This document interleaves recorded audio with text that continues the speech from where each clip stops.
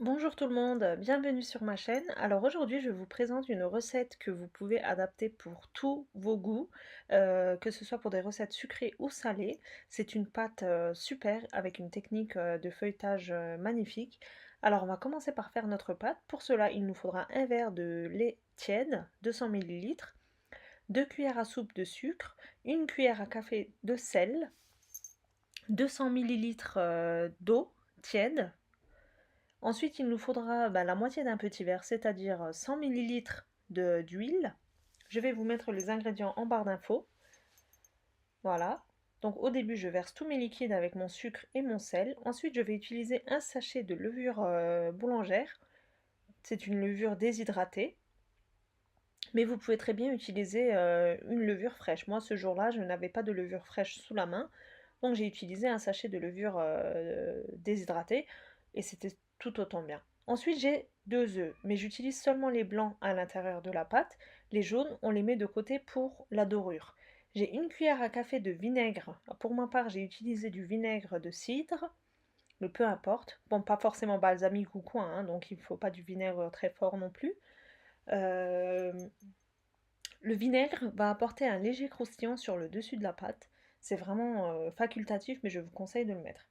Ensuite, je rajoute ma farine progressivement. Comme dans cette vidéo, je vous ai de nouveau montré qu'il est très facile de faire une pâte à la main, sans robot. Bien évidemment, si vous possédez un robot, c'est la facilité.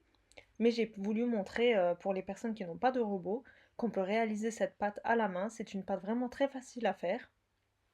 Le secret, c'est de rajouter la farine progressivement, surtout pas en une seule fois.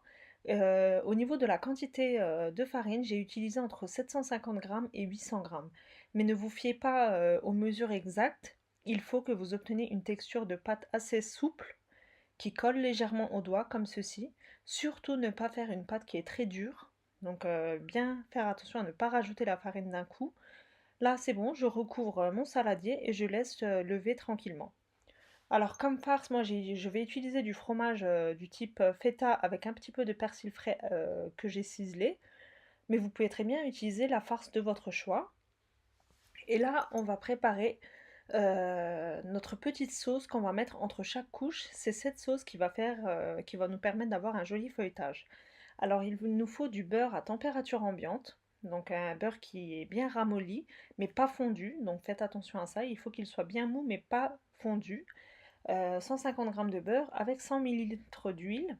On vient bien les mélanger ensemble. On va obtenir une sorte de sauce avec des petits grumeaux de beurre. Voilà, comme ceci. Notre sauce aussi est prête, comme vous le voyez. Si vous voulez faire cette recette en version sucrée, vous rajoutez un petit peu plus de sucre dans la pâte avec ainsi que des sachets de sucre vanillé, un ou deux. Et vous pouvez très bien faire une forme de pain au chocolat, par exemple. Ou bien les garnir de crème pâtissière avec des pépites de chocolat. Ou vraiment, vous avez mille et une façons de faire cette recette. C'est vraiment super simple à réaliser. Voilà, là je vais former des pâtons. Donc j'en forme une dizaine. Voilà, 10, 12, comme vous voulez. En fait, plus vous aurez de couches et plus vous aurez un feuilletage en plus, quoi. Moi, j'ai fait 10 pâtons. Voilà, je forme bien mes boules. Et je les mets sur mon plan de travail. Voilà, donc là, je commence à fariner légèrement. Je vais étaler à l'aide d'un rouleau à pâtisserie mon premier pâton. Voilà. Donc à ce stade, on ne laisse pas reposer, hein. On enchaîne directement la recette. Donc on n'a pas besoin d'étaler très grand. Là, je farine légèrement. J'étale ma pâte. Donc on l'a étalée à peu près la taille d'une assiette à dessert, on va dire ça comme ça. Je mets un petit peu de ma sauce au beurre, de mon mélange au beurre du moins, et je l'étale bien sur toute la surface à l'aide d'un pinceau. Et maintenant, le reste, c'est tout simple. On va étaler à peu près de la même taille toutes nos boules de pâte. On va les superposer et entre chaque couche, on va mettre notre sauce au beurre, sauf sur la dernière couche. Donc on procède de la même manière. C'est vraiment très rapide à faire et très simple. Vraiment, n'hésitez pas à reproduire cette recette. Vous serez bluffé par la facilité et par le goût de la recette. Alors, on superpose, on rajoute notre sauce et ces petits grumeaux de beurre vont permettre à notre pâte d'avoir un feuilletage vraiment très joli lors de la cuisson. Ça va empêcher que les pâtes se collent entre elles en fait. Voilà.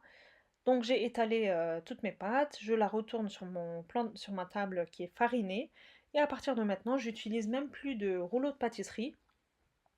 J'étire ma pâte comme je le peux. J'essaye de donner une forme carrée. Voilà, je l'aplatis au doigt. Vu que c'est une pâte très souple, elle est très facile à manier. Voilà. Donc là, j'ai donné une forme carrée. Je coupe aux bordures pour avoir des côtés bien nets. Comme ceci. Voilà. Et maintenant, on va couper des petites bandes. Vous allez voir, c'est super simple et super rapide à faire. Voilà. Et là, je vais couper en trois. Et grâce à cette technique, vous pouvez très bien, comme je l'ai dit avant, faire des pains au chocolat. Moi, aujourd'hui, je l'ai fait en version salée car mes enfants adorent avec le fromage. Mais vous pouvez très bien faire avec de la crème pâtissière et des pépites de chocolat ou alors seulement des barres de chocolat pour faire un effet pain au chocolat. C'est vraiment super simple et vous obtenez un feuilletage magnifique. D'ailleurs, vous allez le voir dans la suite de la vidéo. Donc j'ai bien mis ma farce sur le bout, sur une extrémité.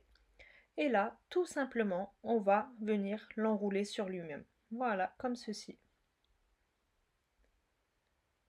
Comme vous voyez, c'est super simple à faire. Et on les dispose sur une plaque de cuisson recouverte de papier sulfurisé.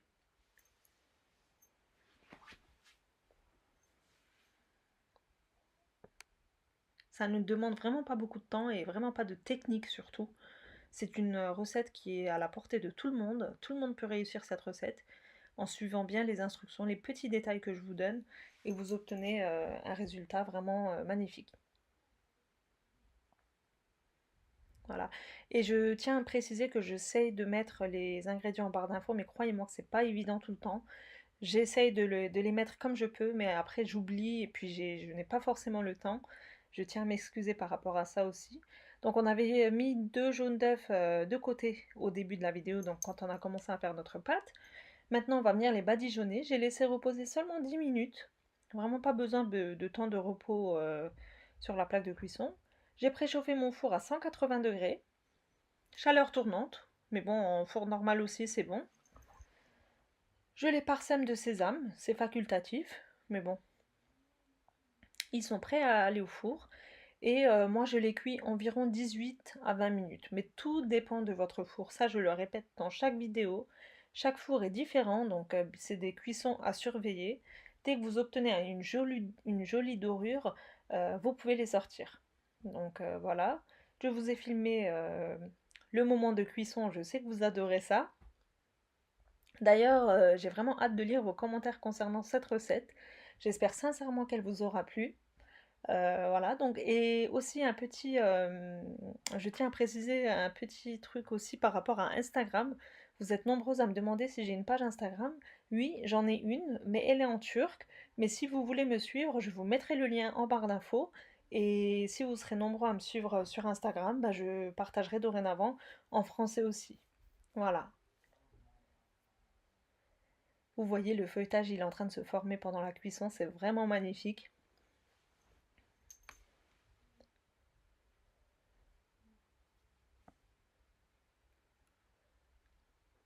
Voilà.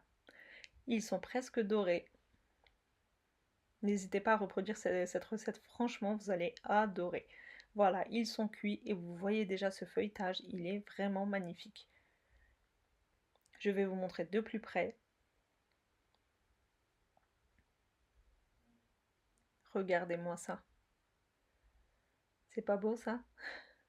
Vraiment. Voilà, donc vous avez le dessus qui est légèrement croustillant et super moelleux à l'intérieur. Et le bon goût de beurre, il est présent. C'est vraiment un pur délice. Et regardez-moi ce feuilletage à l'intérieur aussi. C'est vraiment super simple et super bon. Vous ne serez pas déçus. Vraiment, j'insiste sur le fait que vous devez tester cette recette. Autant dans le sucré, autant dans le salé. Voilà, donc c'est tout pour moi pour aujourd'hui. J'espère vraiment que cette vidéo vous aura plu. Si vous n'êtes toujours pas abonné à ma chaîne, bah, n'hésitez pas à le faire, ainsi qu'à activer la petite cloche. Comme ça, vous recevrez des notifications dès que je publie des nouvelles recettes. Car avec les nouvelles mises à jour de YouTube, j'ai l'impression que mes vidéos n'ont plus beaucoup de visibilité. Voilà, donc c'est tout pour moi pour aujourd'hui. Je vous dis à très bientôt pour une prochaine vidéo. Bye bye.